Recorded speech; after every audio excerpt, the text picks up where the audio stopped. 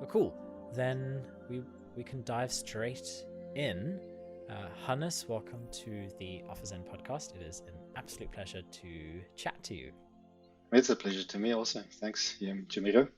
And it's so cool to reconnect with a South African expat all the way in Amsterdam or the Netherlands. Yeah. Nice to have some local some local peeps to chat to. It's really cool. Yeah, thanks. So just before we dive in, I always start at the head of these conversations with a little bit of like rapid fire questions. These are not ones you could prepare for. So I'm catching you on the spot, but these are meant to be very relaxed and just to get to know you a little bit better. So Sure. first question, diving straight in, is after a really tiring day, how do you spend your evening? Oh, well, for me, I have twins at home, so I attend to them first. It's playing and catching up, and then eating, and then yeah, of course, the bedtime routines and things. I normally Yeah, put them to bed in a week, read yeah, them a story or so, and after that, I like to just relax with my wife for at least an hour or two. Sometimes we watch some news, and then she goes to bed quite a bit earlier than me. So after that, it's normally my either free thinking time or my let's get some coding done time. yeah. That sounds like a nice family life followed by some me time kind of routine. Yeah, And then, are you a tea drinker or a coffee drinker? mm, both I guess, but more coffee. But I guess here from 5 o'clock in the evenings, no more coffee. Otherwise, that compared with some interesting tech reading doesn't help with sleeping. So, Yeah, you probably get quite wired up and struggle to go to bed. so And how do you take your coffee? mm, coffee is without sugar, lots of milk, Nice, and not too strong. cool. My wife is more the coffee connoisseur, but I drink it just normally, I guess, except for Yeah. no sugar. And what's a really good book that you've read recently? Ooh. I tend not to read storybooks. I either do technical reading or I do biographies, and I actually haven't read in a bit, except for lots of articles online. Um, but yeah, some of the biographies I've read is Alan from Microsoft, and I've of course read Steve Wozniak's book on Apple. I haven't read Steve's actually. Watched the movie, but yeah, those kind of things. And then, what is something you wish existed but doesn't? Oh, I don't know. Beam Your me up, Scott. wildest dreams, Hannes. Beam me up, Scotty. If I wanna travel to South Africa, I don't want to sit in a plane. Space travel and teleportation Yes. would be super cool. So I'm watching SpaceX's movements closely because yeah, maybe they'll break something for us. I think they are a incredibly fascinating company to watch. I'm very excited, especially about SpaceLink. Is it called Uh, SpaceLink? The satellites going I'm up? not sure actually. I can't remember. I'm probably getting it horribly wrong. But yeah, very excited for that. I can just imagine, like, you could go to the most remote location and just connect to the Wi-Fi and be able to do your work. Could have like a remote desert cabin and do remote work from there. It'd be so cool. And then, what is something you're glad that you said no to recently, and why? Hmm, I don't know. More. Uh, there was an opportunity for, I guess, a bit more of a in line with this chat actually, but more responsibility of a role that involves more leading a lot of people. But I also saw it's going to shred my time and involve a lot more meetings, which I'm not too fond of. So I said no to that, and I can now focus on more technical stuff and open source development and things like podcasts and things writing and stuff like that. Bit more creative stuff. Cool. Yeah, as you said, we will pick that thread up a little bit later. So nice little hint, segue. And then last question: what is something that has cost you less than €50, but was the best investment most recently? Mm. I think most stroopwafels I buy in the Netherlands are below 50, and then Oh my Amazing, God. amazing every time. Absolutely. Honestly, like every single time someone goes to the Netherlands, if they don't come back with stroopwafel, I don't think they've actually been to the Netherlands. It's like it's like a It gateway is. drug into all of the syrupy I sweet think waffle. I think it's actually more dangerous than the other potent stuff you get in the Netherlands. Yeah. Brilliant. Thanks so much for participating. That was really interesting. And yeah, nice little hint to the discussion. But before we jump in, just a little bit of context into bol.com, which is the company that you're currently working at. So could you just tell me a little bit about like what problem does it Yeah, solve? bol.com is an online retailer in the Netherlands and Belgium. We're basically the take a lot of the Netherlands and Belgium, if you like.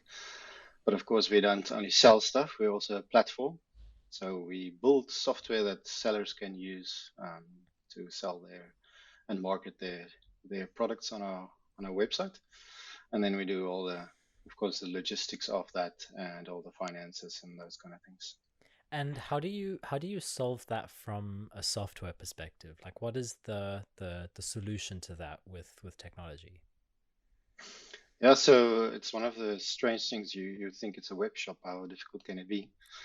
But it turns out when I joined, I think we were about 60 teams, and we've recruited now in the last 2 years that I've been here, and I think we're about 150, 60 odd now. 1,400 people to around about 2,000 people. Um, and in IT, I think we're about 500 or so. So yeah, lots of teams working together, basically automating everything. So if you don't want manual labor, you don't want your buyers and sellers and promoters to do lots of manual work. Yeah. You want to automate all these things, and of course also building the platform for the sellers because they need to integrate with their software to ours, and of course then we integrate with big um, purchasing software and things like that, supplier chain systems and so forth. And what is hard or interesting about that for you? I think for me, it's just the sheer amount of stuff that's going on. Yeah, it's a big company like with so many teams. I mean, I guess we're still small in terms if you can compare it to some others like booking.com. But there's a lot of moving parts and a lot of interesting things that happen. But of course, um, just making sure you know what's going on can be interesting sometimes. But then on the other hand, it's also nice because we have a big focus on autonomy. Hmm. So in your team where you live, let's say 5 to 7, 8 people, most of the stuff happens there, and you are very autonomous in that all the skills are in the team. So you get to actually focus in that way, and yeah, it's an interesting contrast. A big company with these small teams. I was going to say that's quite a cool environment, or must be quite a fun environment to work at, because you have the autonomy, but at the same time you still need to align with, like, I don't know, an incredible scale of people. Mm-hmm. And I think something which I can't relate to, especially at like the big companies, is that you probably don't know half the people who work at your company. It could be someone who does a very similar thing to you, but you've never actually met, which is Yeah, very it's interesting. indeed. But it's also nice because then you often meet interesting new people that's been there for a Correct. couple of years, Yeah. and it's like, oh, you can fire up these conversations. Yeah. So are you Yeah, are at least you are you all based in Amsterdam, or is the company quite spread out? we're actually not in Amsterdam. We're in Right. Utrecht, Utrecht. Yeah. which is half an hour on the train south. Uh, we have a logistic office. We have warehouses in Waalwijk and Hmm. other places, and of course call centers and so. But most of our people are actually based in Utrecht.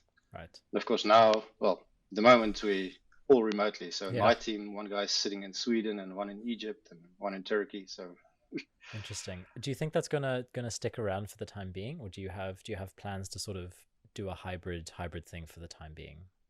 yeah, at bol.com, there's actually a discussion about what is the office going to mean in the future. Yeah.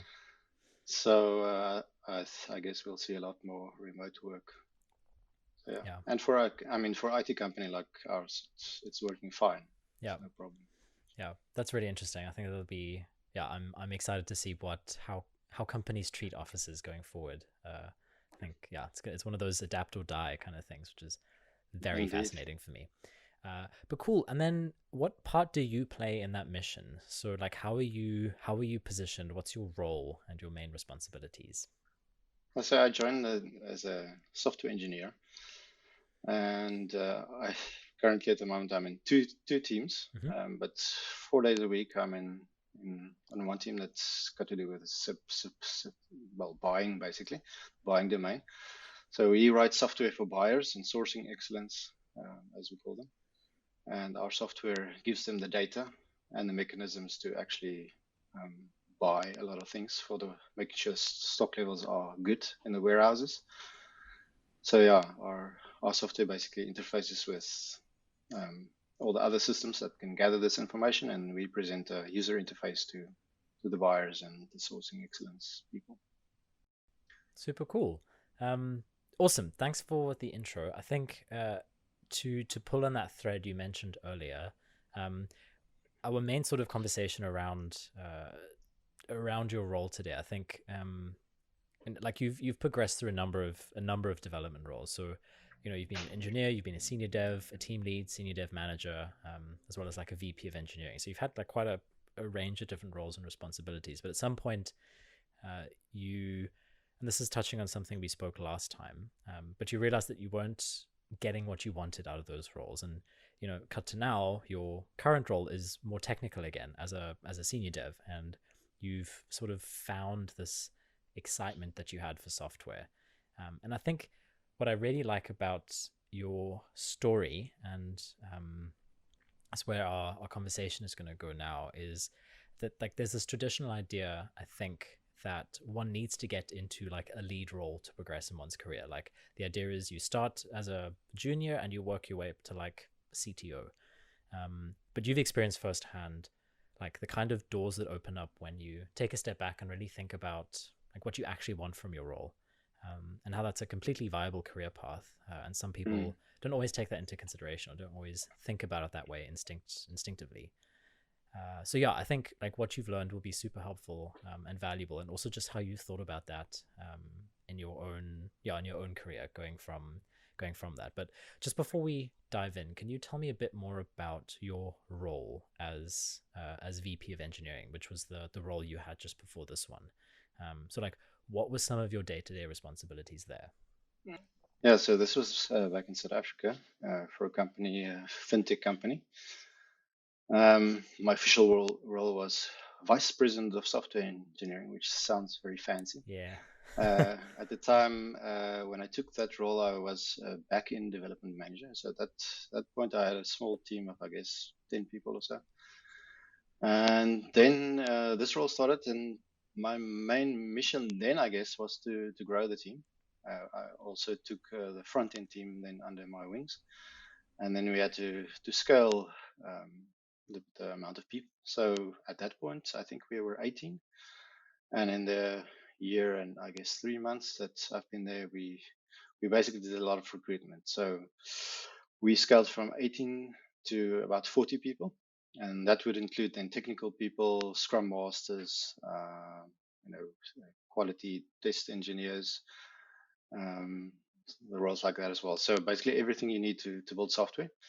So in terms of roles, yeah, lots of job specs, thinking about how teams should be structured as we grow, lots of interviewing, and then integrating people afterwards, and then the typical HR aspects of keeping people happy Yeah.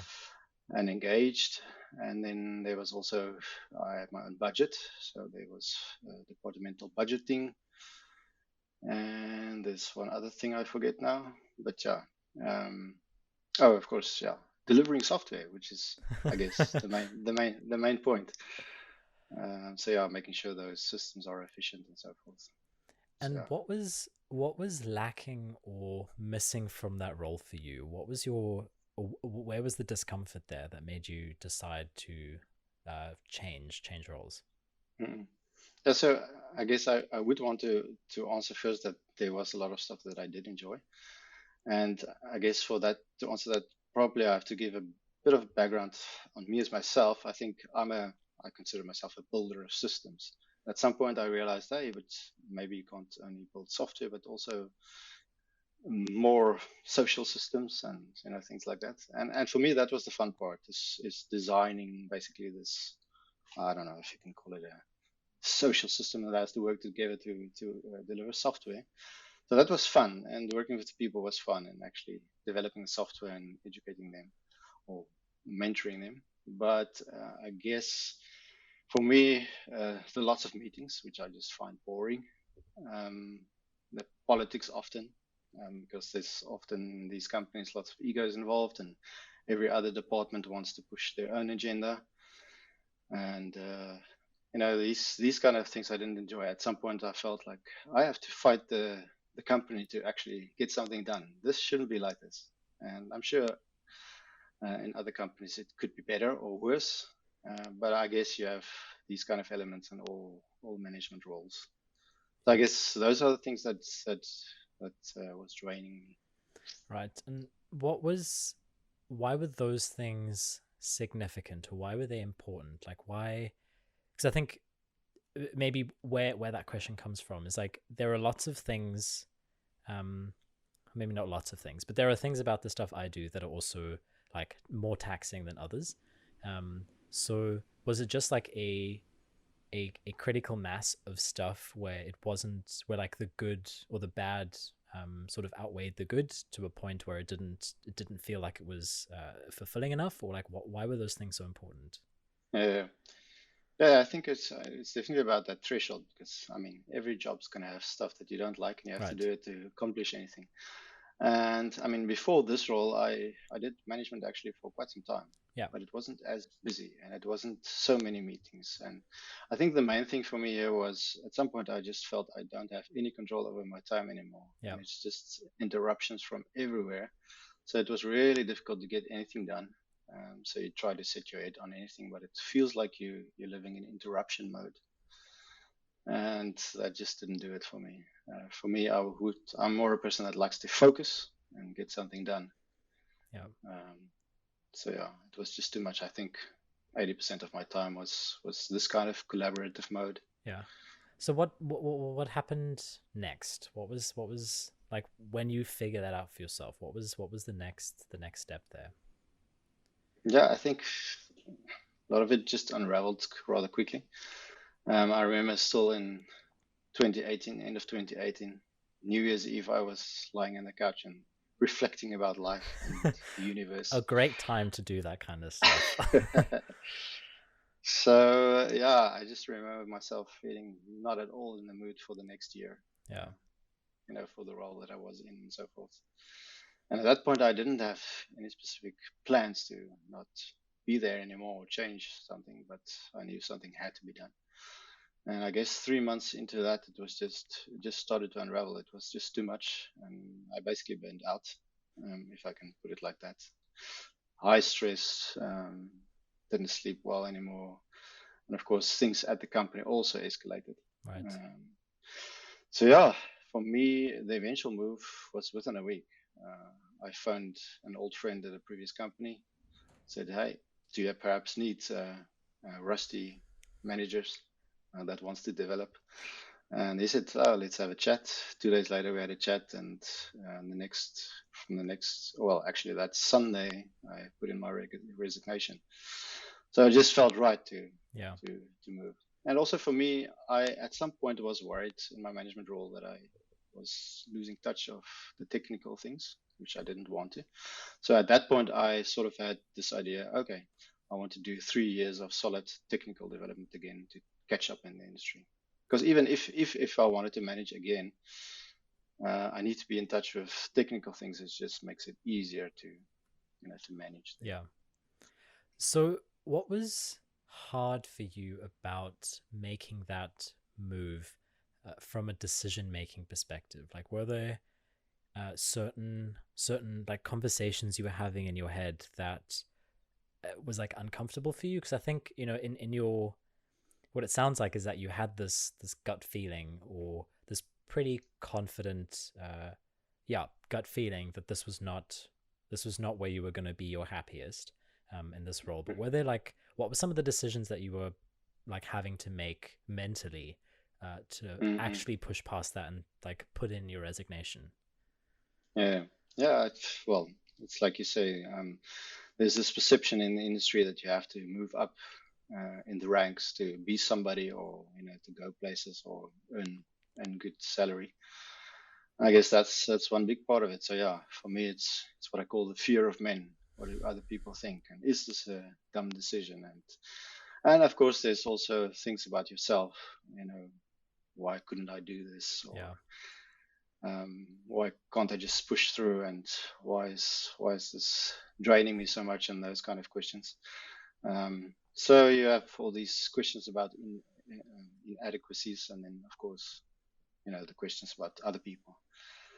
And yeah, I don't know. For me, I think what helped me to push through is perhaps knowledge of myself, because I've always been interested in lots of these psychometric tests that tell you what personality type have and those kind of things.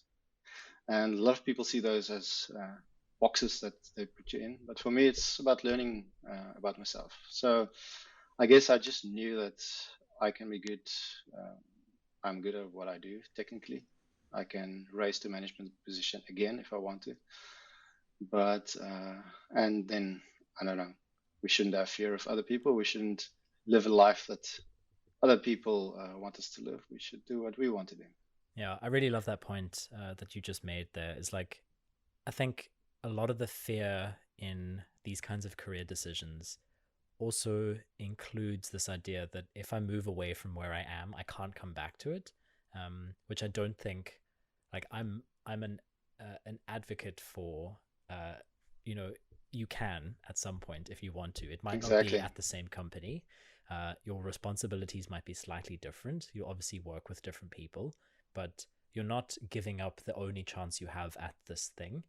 Um, and yeah, I mean, I think as well, I'm very much a believer that the conditions need to be right in order for you to be able to make the most of that opportunity. And if the conditions aren't right for you, then no matter how hard you try, you're not going to be able to make the most of that. So do Exactly. something else for a bit, come back, try again. Maybe you'll be able to, yeah, make it work or learn what you want Yeah. from it. But Yeah. so I mean, given those things, like when you were deciding what you wanted to do next, what was important for you in terms of your career as a dev? I think you mentioned the like being able to work on technical stuff more so that you don't lose the sort of dev side to your skills. But were there some other criteria that you looked for or that you needed from the next step you were going to take? Yeah. Yeah. I think uh, I mean, for me, development brings a couple of things which you can also get in other jobs. But there's a constant things that you can learn. There's new stuff. There's challenges that are big. Things that you can build. You can be creative about it. Whereas if I contrast it to meetings, oftentimes that's about maintaining the status quo, and oftentimes find it just boring. So there has to be a mental stimulation. And for me, there's also in software, if you build something that saves someone else, for instance, a lot of time, say you build something, it takes you a week and it saves someone else a week every week, or 4 days every week. That to me is a thrill that's nice to have. So I think in development, the um, the return, or how shall I put it, what you put in and see something back, the turnaround time for that's a lot quicker. Whereas in management, it can be quite long. Yeah. Something you build today will only have effect in 3 months, 6 months, maybe a year. So I don't know if that answers your question. Yeah, I guess I'm curious because I know you said you like there were aspects to the social system building that you enjoyed. So were you also sort of keeping an eye out for that, or were you quite happy to let go of more of that in order to see more, to work more technically and have that return, as you were saying? Yeah. So I was open to both in the right environment. So it was a bit funny because on my CV I put manager or engineering manager and Golang developer, which was a bit odd when I sent it out. And bolcom was like, we like the Golang part. Can we have a chat? So we chatted about that. That's of course what they needed at that time. Yeah. And for me, I was glad to take a technical job because at least I could rest from some stuff. And I mean, like you said rightly, it doesn't rule out like in 3 to 5 years that you want to take that up that track again. But for now, this is it.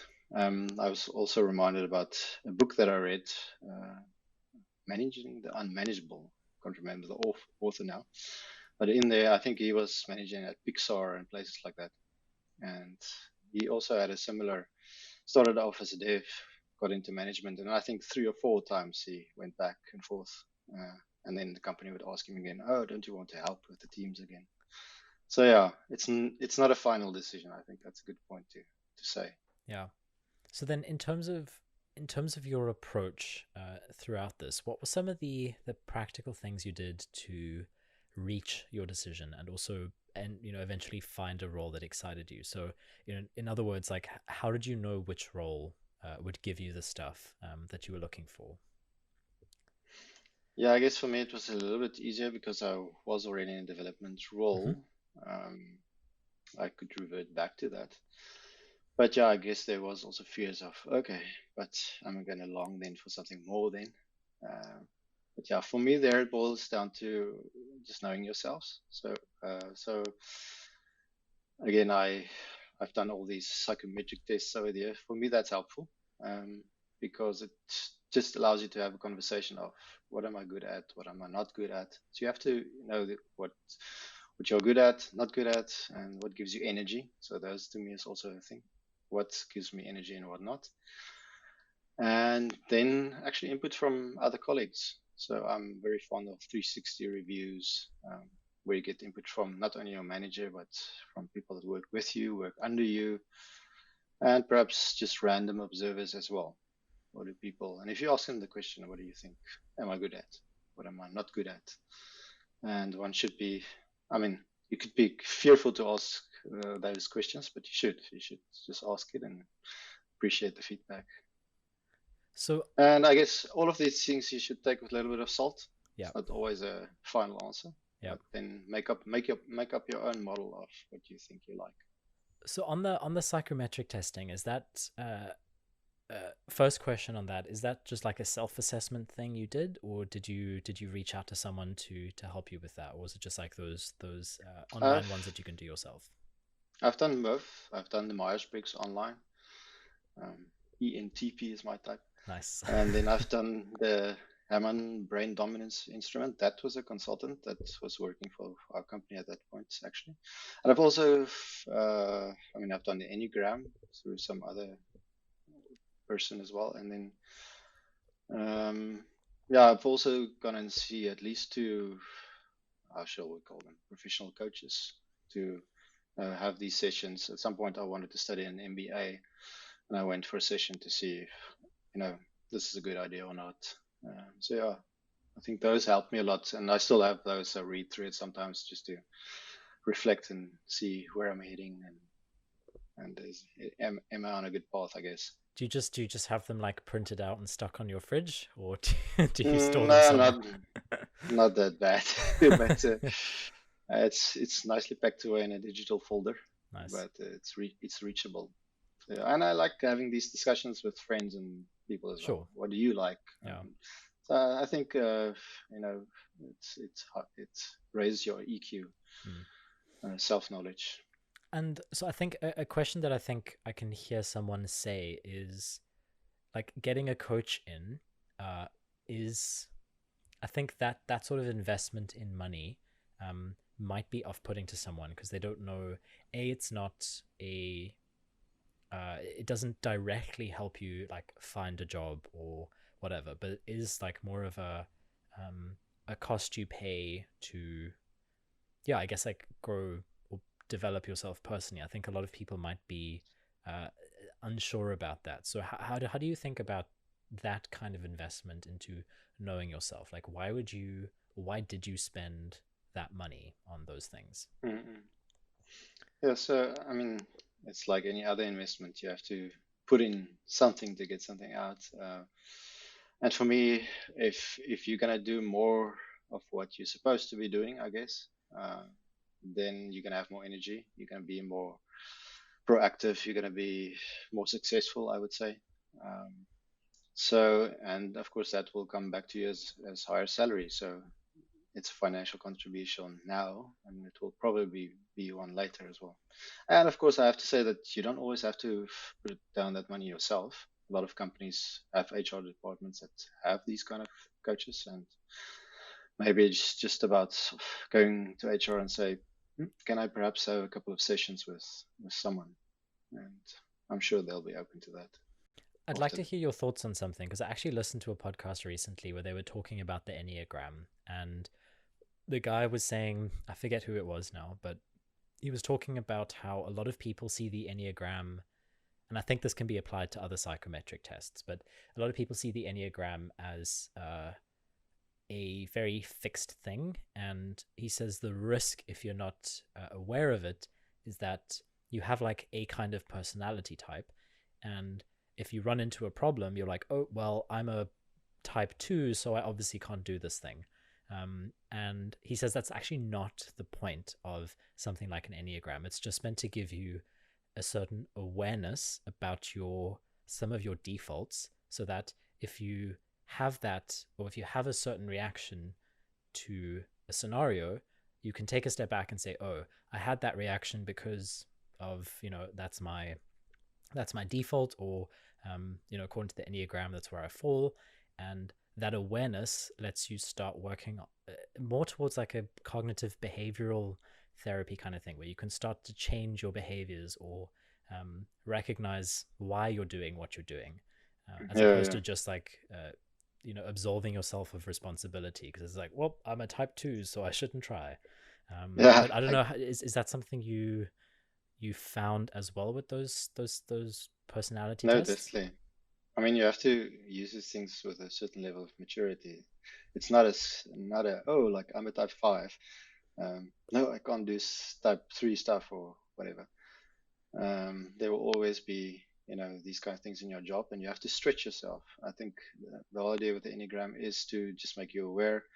Like you say, you can take a step back, you can think, you can strategize, and also you can. I mean, if you're in a position where 80% of what you're doing is not your type, then find someone that can help you, or delegate, or change jobs. These things just highlight those things for you. Yeah, and I think I would find a lot of solace in, like, if I know where my weaknesses are from those tests, then if I'm struggling a lot at work and I see that all of the stuff I'm currently doing falls into that like 15% of like, the weakness side of who I am, then I can be like, well, no wonder I'm not having a good time. It's not me. Yeah, It's not my job. It's just a bad compatibility of the two, which I think helps a yeah. I lot. think it removes a lot of emotional confusion, if I can put it like that. Because Right. now you don't have to worry, why am I feeling like this? It's like, oh yeah, I'm a type 5. Of Yeah. course, it will annoy me, but Yeah. let's just push through. Yeah. And then on the 360 reviews thing, or the input from colleagues, what was your approach there? How do you approach someone, and what kind of questions do you ask them? Yeah, so luckily at work at that point we actually had a system called small improvements, I think, that had these questions that you could set up. Well, I think this questions was actually set up by HR, but then you can nominate people that should write something for you, and people can then, of course, decline or not. And then how it works is they write something and you evaluate yourself as well. I think that's for your when you do it with your manager, Mm. and only when uh, both parties submit it, then you can actually see the results. So yeah, but I mean, it doesn't matter what system you use. I think the important bit is the kind of questions that you ask, and of course, if people participate and answer truthfully, because it doesn't help if they just say nice things about you. So what I mean, curious to know how you phrase those questions. Is it like, do you do yes nos? Do you ask them to point out certain things, or do you present them with one of your traits and ask them to like rank it on a scale? What are some approaches there that you found work? Yeah, I think it's good to have it open-ended. So I like questions like, what are the things that I should continue to do? And what are the things that I should stop doing? And what are the things that, what's the other question? I'm never going to remember that. But, open-ended questions like that. Um, Rather than yes no questions, because that's not useful. And I think here good to remember is, I don't know, I found with these kind of things people often want to hear what they're bad at, what they should improve, but I think it's actually more important to ask people, what do you think I'm good at? Because you want to study what you're good at, not what you're bad at, and you want to get better at what you're good at and do more of that. So I think that's often neglected. And also when you analyze yourself, I guess, um, there's always a tendency to list the bad points. I think if I often ask people, so what are you good at and bad at? I get a long list of, okay, I'm not good at this, and people often struggle with the good parts. I think that's part of the problem. People don't reflect enough on what we are good at. It's an interesting way of thinking about it, because the thing that came to mind is that I always say this incorrectly. I don't know what it's actually called, but it's like the T structure of skills, something. There's like a lateral bar, which is the like your breadth of knowledge, and then there's a horizontal vertical bar, which is your like depth of specific specialization. And I think the whole thing is that most people do this T bar, where you have quite a breadth of knowledge, but there's like one certain thing that you That like you're specialize deep in. at. And I think Okay. the like knowing where you're bad at. My assumption is that that helps you grow that like lateral or that depth thing. I guess it also depends how you phrase the questions, but that the what you're good at actually helps you like deep dive on those things and get even better. So Mm, yeah, but cool insight. I think that's as you said. I think it's easier to judge your own negatives and not always be as aware of your positives. So getting that from an external source, and I think your colleagues who work with you can probably know that pretty well, which is interesting. But did you ask? Were you deliberate about the like the closeness of the relationships you had? I'm just trying to think. There's probably a difference. Like your friends will probably say very nice things about you, whereas like someone who you work with but is not super close will probably give you more direct and pointed feedback. I don't know if that was a consideration. yeah. It definitely is. I think there also you have to have a mix of this, because you want the honest feedback from your friends. The problem with people that are not too close is often they perceive something, but they actually don't know. So they will give an answer that you know is not helping as much. You see a perception, or you get an idea of a perception, but it's not helping you much. Um, so yeah, I guess you have to have a mix and blend it all together, and then come up with your personal growth strategy from that. Yeah. Do you seek feedback from people quite regularly, or was this like a thing you do every so often when you need that kind of alignment again? Um, I guess I don't naturally ask for this. I watch closely for this, but I think it's one of those you have to do it regularly. Should do every couple of months or so. So it helps if work is facilitating those things, but if not, you have to get get these feedback. But I mean, you can ask for feedback in lots of subtle ways as well, right? Just if you deliver work, make sure that someone is happy. Ask these questions. Doesn't have to be structured. Yeah. Yeah. Yeah, I think the organic approach to feedback is also just as valuable as like setting up a weekly meeting with a team lead or whatever. Just asking it in conversation, or pinging people every so often, I think is also very useful. So then, just to sort of close and wrap up the stuff we've been talking about, like for anyone who's like either trying to help their team, so I'm thinking about like managers and tech leads, or even someone who they themselves would like to find a role that they enjoy more, what would you say has been the biggest lesson for you about sort of your entire your process moving from vice president of engineering to being a more technical senior software engineer again? Yeah, I think for managers just to be open-minded, um, because again, I think it's about observing people and trying to figure out what really makes them tick. And you'd often be surprised about someone that doesn't look obvious, but that will really love a management role, and the other way around. And I mean, it's about finding out those things using things like reviews and these tests if it's applicable, or just during conversation. But then also just to try things out. I don't know, create roles that will allow people to step in it for a while or not. In my department, for instance, I had a technical lead role that I had on a rotating basis for a year, and that was specifically designed because a lot of people, you know, are not sure if they really want to do it or not. But if you can do it for a year and then reevaluate, then that's something to try. So I think people should be open-minded and also try the non-obvious people, perhaps sometimes put them in maybe smaller positions of authority and see what happens. And I like the like rotating team lead thing as a cool hack for the fear of like a permanent switch. You get to sort of, I guess, like dip your foot in the water for a bit. I Exactly. don't know if it gives you a full experience of being a team lead. I think that the minute you become like a vice president of engineering, you're like, whoa, this was not what I was doing on rotation at all. Yeah. But it's quite a cool hack.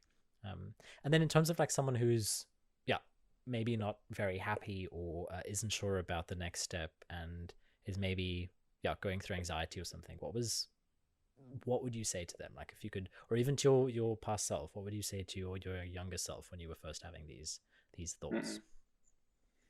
Yeah, for me, I always leave it too long, I guess. I should jump on it more quickly, be more proactive about it. But I would say don't be too emotional about it. Put in some mechanisms to prevent that. So for me, a good principle is evaluate things for 3 months. Ask for changes and leave it for 3 months. And if nothing changed after, say, 3 to 6 months, then make a move um, or change something radically. Yeah. And also you have to figure out if it's the company or your role, or is it that it's not a fit for you, that the cut, because you might be fit for management, but maybe it's just that your boss is just throwing too much work on you, or I don't know if the culture is poisonous or something like that. Could also be. So if you move out of it in this company, it doesn't mean that it cannot work in another company with a different culture. Yeah. So just on the like ask for changes point, could you tell me more about that? Is that like just trying to adapt certain parts of the role to see if it's something that you're doing or if it's the company? Like what is that? What does that mean? And so for me, I know, for instance, that I don't want to sit in meetings all day long. So if I can either box my meetings to the first 2 days in a week, or have less of them, or just not join certain meetings that are just not helpful to your end goals, Right. I would discuss that with my manager and say, look, I realize I don't, or at least come with a plan, and say, I don't want all these kind of meetings. Can we perhaps work on something? Are there options? And maybe something can be worked out. Or if it's a case of um, just being overworked and too much work, I think that's definitely something to take up with your manager and say, um, can we change this? I don't want to, work until 10 every night. And for that, you have to allow a little bit of time, because perhaps there's deadlines now, but I mean, in 3 to 6 months, if it's still the same, then there's a system problem with the company, I guess.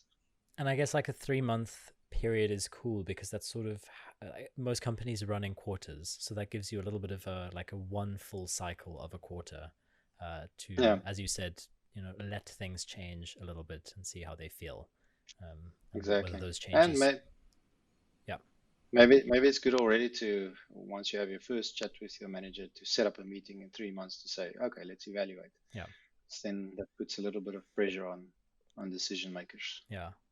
Cool. No, thanks so much for sharing your experience and your insights. I think it's really valuable as well for me to be able to hear from someone who, someone like yourself, who has had a range of positions and has gone through the process of deciding what they want to do and evaluating really, and reflecting on, what do I need, what do I want, and where am I going to get that. So really cool to hear from you. Thanks so much for sharing and just chatting to me about it. It was really insightful. Yeah, sure. Thanks for the opportunity. And hopefully we'll chat again soon. It'd be nice to have you back. Would be lovely. Take care.